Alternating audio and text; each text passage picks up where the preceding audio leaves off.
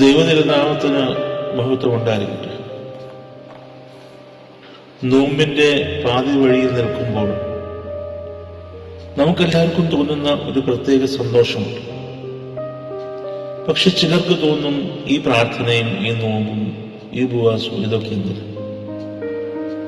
ശരിക്കും നാം കാണുന്ന ഈ നോമ്പും പ്രാർത്ഥനയും ഉപവാസവും ഇതൊക്കെ ഒരു ഫ്രെയിമല്ല.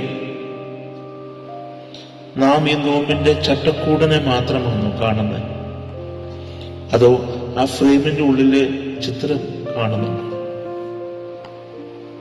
അതാരുടെ മുഖമാണ്? ഈ നോമ്പിന്റെ നടുവിൽ നിൽക്കുമ്പോൾ നാം ആരെയെ കാണും? എൻ്റെ സ്വന്തം നേട്ടങ്ങളെയാണോ? എൻ്റെ നോമ്പിന്റെ വമ്പാണോ? എൻ്റെ പാപങ്ങളെയാണോ? അതോ എനിക്ക് വേണ്ടി കുരിശിൽ യാഗമായവന്റെ മുഖമാണോ?